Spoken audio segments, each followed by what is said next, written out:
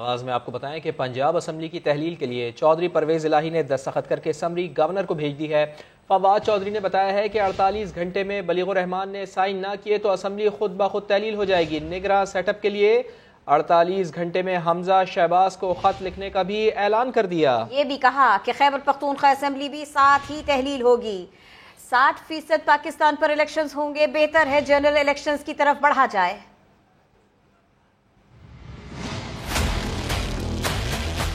परवेज इलाही साहब ने जो पंजाब असम्बली की तहलील की एडवाइस है उस पर दस्तखत कर दिए। पंजाब असम्बली को तहलील कर दिया गया है। इस सिलसिले में जो एडवाइस है वो गवर्नर पंजाब को भेज दी गई है। गवर्नर ने ये आइन के मुताबिक अगर 48 घंटों से पहले असम्बली तहलील नहीं करते तो खुद ब खुद असम्बली जो है वो 48 घंटों में तहलील हो जाएगी।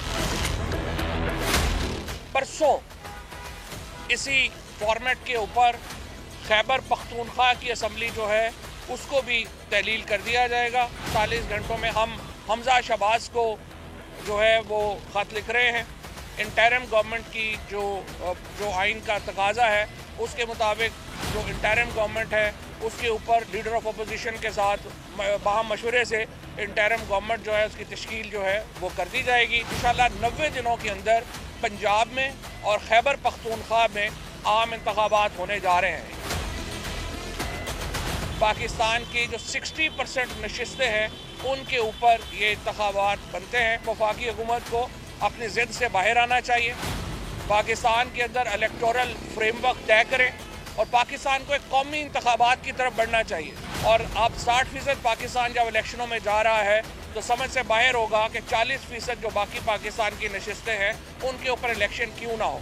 लिहाजा हम इसके बाद फिर हम दोबारा स्पीकर को भी ये कह रहे हैं कि हमारे इस्तीफे मंजूर किए जाएँ ताकि कौमी और सूबाई इंतखाबात जो हैं वो एक ही वक्त में हो सके। वज़ीर आला पंजाब चौधरी परवेज इलाही ने असम्बली की तहलील के लिए समरी पर दस्तखत कर दिए हैं। एडवाइस गवर्नर पंजाब को भिजवा दी गई है। इस वक्त सबसे अहम जगह है गवर्नर हाउस और यहाँ पर क्या चल रहा है, इसी पर बात करने के लिए मौजूद हैं हमारे साथ नुमाइंदा खुसूसी मोहम्मद आसिम नसीर। जी आसिम, बताइए, 48 घंटों का इंतजार, ये मामला अब शुरू हो चुका, ये मुद्दत अब शुरू हो चुकी, अंदर से खबरें क्या आ रही हैं?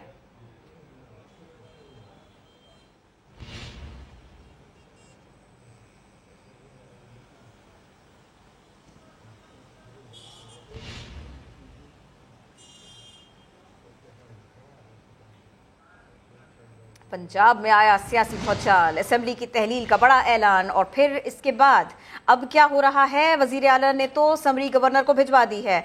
गवर्नर हाउस के अंदर क्या चल रहा है? मामला बहुत अहम हो चुका है और यहाँ से खबरें बाहर आए, बस इसी का इंतजार है। हम कोशिश कर रहे हैं कि वहीं से हमारा साथ दें समा के नुमाइंदा खुसूसी आसिम नसीर। आसिम नसीर, क्या खबरें आ रही है? गवर्नर हाउस में क्या चल रहा है?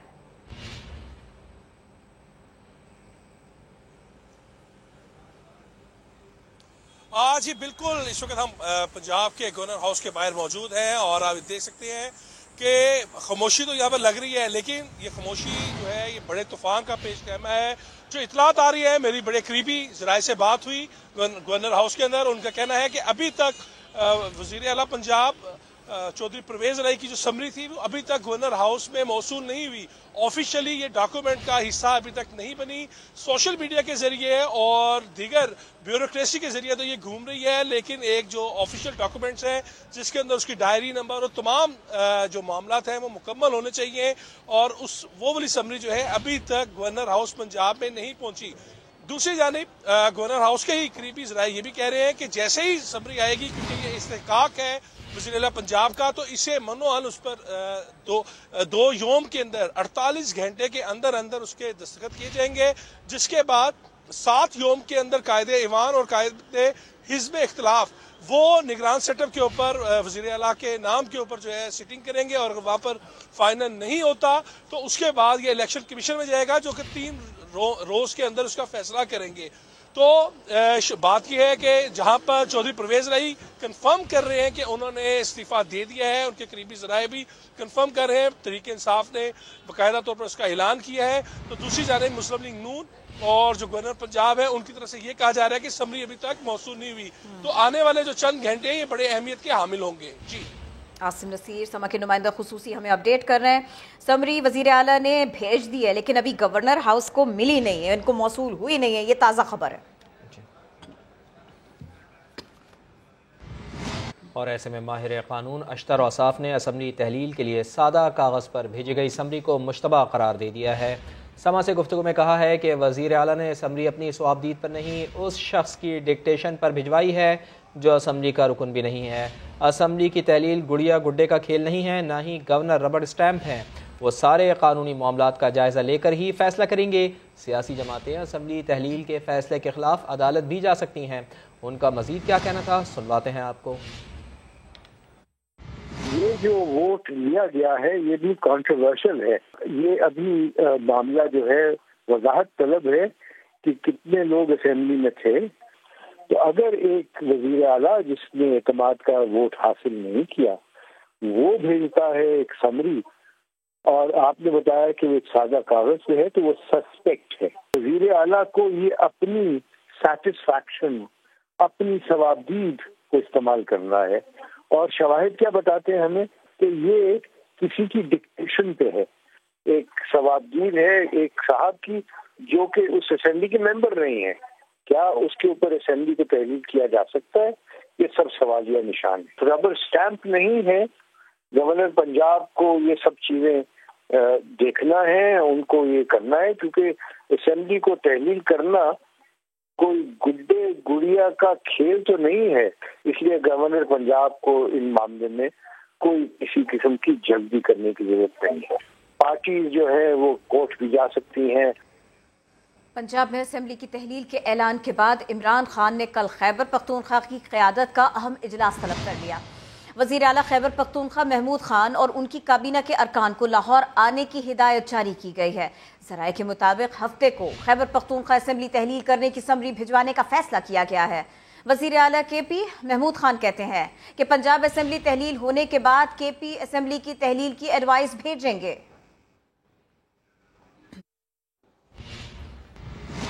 बदलती सियासी सूरत हाल, क्या बनेगा प्लान? PDM के बड़ों में राब्ते तेज़।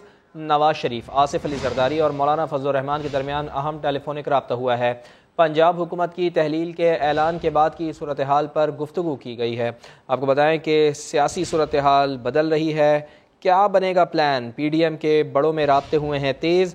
मियाँ नवाज शरीफ, आसिफ अली जरदारी और मौलाना फजल रहमान के दरमियान अहम टेलीफोनिक रब्ता हुआ है। पंजाब हुकूमत की तहलील के ऐलान के बाद की सूरत हाल पर इस टेलीफोनिक रब्ते में गुफ्तगू की गई है। और इससे पहले लाहौर हाई कोर्ट ने गवर्नर पंजाब की जानिब से वजीर आला को डी नोटिफाई करने का नोटिफिकेशन वापस लेने पर दरखास्त निपटाई। अदालती फैसले में लिखा गया कि मामला असेंबली फ्लोर पर हल हो गया। सियासी मामलात में अदालतों की मुदाखलत कम से कम होनी चाहिए। गवर्नर ने भी वजीर आला के एतमाद के वोट को मान लिया। एक साथ मिल बैठे कौन, अब यही बात करेंगे। आपको बताएं कराची की सियासत में बड़ी तब्दीली आ गई। मुत्तहिदा एक बार फिर मुत्तहिद। पाक सरजमीन पार्टी खत्म। मुस्तफा कमाल और फारूक सत्तार ने MQM में शमूलियत का ऐलान कर दिया। धुआंधार शमूलियती प्रेस कॉन्फ्रेंस में मुत्तहिदा रहनुमाओं ने सियासी हरीफों को आड़े हाथों लिया, मुस्तकबिल के अज़ाइम वाज़े कर दिए। रहनुमाओं की गुफ्तगू में माजी की झलक भी देखने को मिली। 15 जनवरी को बल्दियाती इंतखाबात नहीं होने देंगे। धड़ों के इंजमाम के बाद MQM पाकिस्तान का पहला बड़ा ऐलान। खालिद मकबूल सिद्दीकी ने कहा कि हल्का बंदियाँ आज रात दुरुस्त हो जाती हैं तो 15 को इलेक्शन लड़ लेंगे, नहीं तो फैसला हमें ही करना है। वाज़े कर दिया है कि PP से इत्तेहाद नहीं, वर्किंग रिलेशनशिप है। सियासी लोगों से उम्मीद नहीं रही तो दूसरे रास्ते इख्तियार करेंगे। सवाल उठाया कि कराची में कहीं और की पुलिस क्यों है। पुलिस और डाकुओं की पार्टनरशिप का इल्ज़ाम भी दाग दिया। 15 जनवरी को इंतखाबात तो नहीं होने देंगे। आज रात को भी डिलिमिटेशन को सही कर देंगे, 14 को 15 को लड़ लेंगे, वरना फिर लड़ेंगे, फिर नुमाइंदगी के लिए लड़ेंगे। बल्दियाती उम्मीदवार डंडी में डंडा पड़ने वाला है महाजरों के वोट पर। आज बड़ा फैसला हो गया, अब बड़े फैसले हो गए। हमने शुरू से कहा हमारे दरमियान इत्तेहाद नहीं, वर्किंग रिलेशन है। वज़ीर आला हाउस गए थे तो अपने कुछ मुतालबात के लिए नहीं गए थे ना। जब वो तैयार हो गए मुतालबात सुनने को तो हम उनको सुना रहे हैं। अगर हमें उम्मीद ही नहीं रहेगी कि सियासी लोगों से बात की जा सके फिर दूसरे रास्ते इख्तियार करेंगे।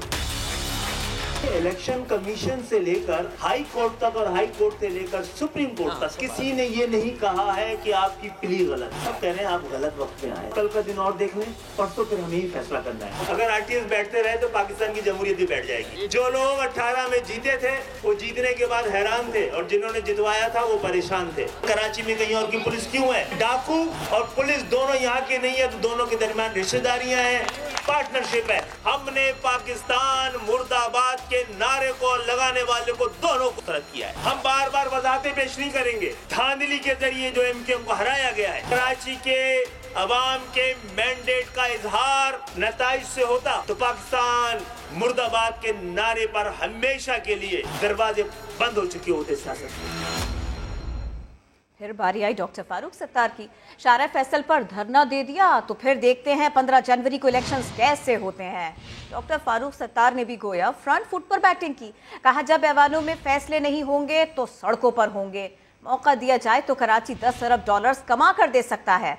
एक मुत्तहिद, मुनज़्ज़म और मुतहर्रिक एमक्यूएम कायम करने जा रहे हैं। मिडिल क्लास पढ़े लिखे नौजवानों को सियासी अमल और क़यादत में आगे लाएंगे।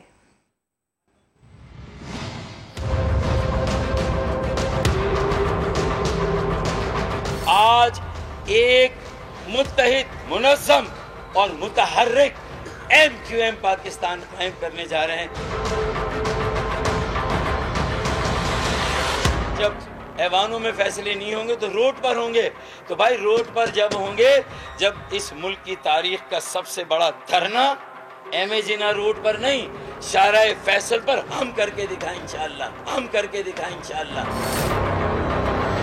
फिर हम देखते हैं कि ये 5 जनवरी का इलेक्शन कैसे होता है। 15 जनवरी का जो ये ऐलान हुआ है, 10 अरब डॉलर का जनेवा से एक तोहफा आ गया। हमारी गैरत पे एक और सवाल आ गया। खुदा की कसम, कराची और एमक्यूएम जो मिडिल क्लास पढ़े लिखे नौजवानों की सियासी जमात है, उसे अगर मौका दिया जाए तो ये 10 अरब डॉलर अकेला कराची आपको कमा कर दे सकता है। एक मिडिल क्लास पढ़े लिखे नौजवानों का सियासी अमल और क़यादत हम अगले चंद महीनों और चंद सालों में ना दें तो जो खालिद भाई, मुस्तफ़ा भाई, जो मेरी वही सज़ा जो चोर की सज़ा। मुस्तफ़ा कमाल का पार्टी समेत एमक्यूएम पाकिस्तान में शामिल होने का ऐलान। कहते हैं कि आज पीएसपी से हिजरत करके मुत्तहिदा कौमी मूवमेंट पाकिस्तान में जा रहे हैं। खालिद मकबूल सिद्दीकी की सरबराही में काम करेंगे। आज मुस्तफ़ा कमाल और उसके साथी आज एक और हिजरत करने आए हैं और वो हिजरत हम पाक सरजमीन पार्टी से मुत्तहिदा कौमी मूवमेंट की तरफ कर रहे हैं। हम खालिद मकबूल सिद्दीकी भाई के अंडर में काम करेंगे। अगर इन हालात को देखकर मैं आज मुफाहमत की बात कर रहा हूं तो इसमें भी मुनाफकत नहीं है। आज पाकिस्तान की रियासत चलाने वालों से, पाकिस्तान की एस्टेब्लिशमेंट से भी कहना चाहता हूं, एक दफा इस शहर के नौजवानों को वंस फॉर ऑल एमनेस्टी दी जाए, माफी दी जाए, उनको उनकी माओं के हवाले किया जाए। तो परेशानी है पार्टियों को, उनकी परेशानियों को देखकर लग रहा है कि हमारे फैसले सही हैं, सही जगह पे चोट पड़ रही है और ये जो हनीमून पीरियड उनका चल रहा था वो खत्म होने वाला है सारा। हमने इस शहर को रॉ के तसल्लुस से इसलिए नहीं आजाद करवाया था कि आसिफ अली जरदारी साहब इसको अपनी जागीर समझ लें। जरा सा कुछ लोग इस शहर में शरीफ क्या हुए कि पूरा शहर ही बदमाश हो गया। कोई डिस्ट्रिक्ट सेंट्रल कब्जा करने के ख्वाब देख रहा है, कोई जो है वो डिस्ट्रिक्ट कोरंगी कब्जा करने के ख्वाब देख रहा है।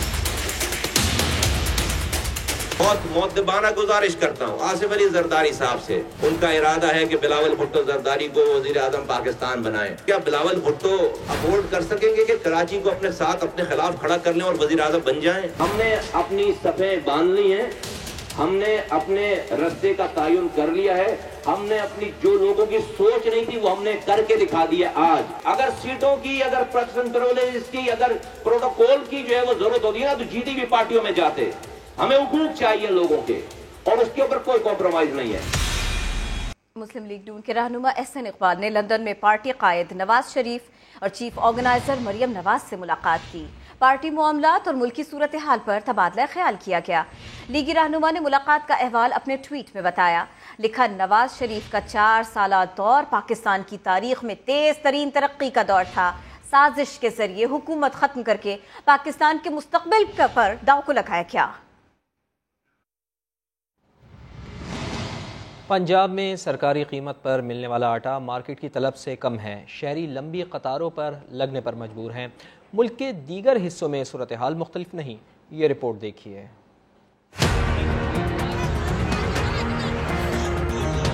मुल्क के मुख्तलिफ शहरों में आटा नायाब, सस्ते आटे के हसूल के लिए करना पड़ रहा है घंटों इंतजार। पंजाब के जिला टोबर टेक सिंह के अवाम फट पड़े। ज़राई मुल्क होते हुए बड़े अफसोस की बात है कि पाकिस्तान इस हालत में पहुंच गया है कि यहाँ पे आटा अवेलेबल नहीं और 160 रुपए किलो। सियालकोट के इलाके डस्का में खवातीन के लिए सस्ते आटे का हसूल मुश्किल हो गया। रश ज्यादा होने के बायस 2 खवातीन की हालत गैर हो गई। पतोकी में अवाम की लंबी लाइनें लग गईं, मगर सरकारी आटा नहीं पहुंचा। मियां वाले में भी सस्ते आटे के लिए लोग धक्के खाने पर मजबूर हैं। वजीर आला खैबर पख्तूनख्वा के जिला सवात में सरकारी आटा ना मिलने पर शहरी सरापा एहतजाज हैं। अभी वजीर आला का बेटा इधर है नहीं है, MPA का है नहीं है, किसका बेटा है? हम गरीब आवाम खड़ा है ना। हैदराबाद में भी मर्द और खवातीन की तवील कतारें लगी रहती हैं। सस्ते आटे के हसूल के लिए प्लेटाबाद में लोग ट्रक के पीछे दौड़ पड़े। दादू में आटे की शदीद किल्लत है, इंतजामिया ने सस्ते आटे का कोई स्टॉल नहीं लगाया। वज़ीर दाखिला राना सनाउल्लाह कहते हैं कि पंजाब असम्बली की तहलील के लिए असम्बली अभी गवर्नर हाउस को मौसूल नहीं हुई, मौसूल हो जाती है तो पंजाब से डाकू राज का खात्मा होगा। उन्होंने वाज़ेह किया है कि हम असम्बलियाँ तोड़ने के हक़ में नहीं।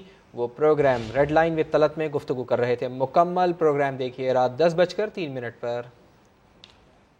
अगर ये जो इन्होंने एडवाइस साइन की है चीफ मिनिस्टर ने, अगर ये गवर्नर हाउस मौसूल हो जाती है, जो कि अभी तक नहीं हुई, अगर ये मौसूल हो जाती है तो फिर ये पंजाब में पंजाब के सबसे बड़े डाकू राज और फरा गोगी और पिंकी राज का जो है ये खात्मा होगा।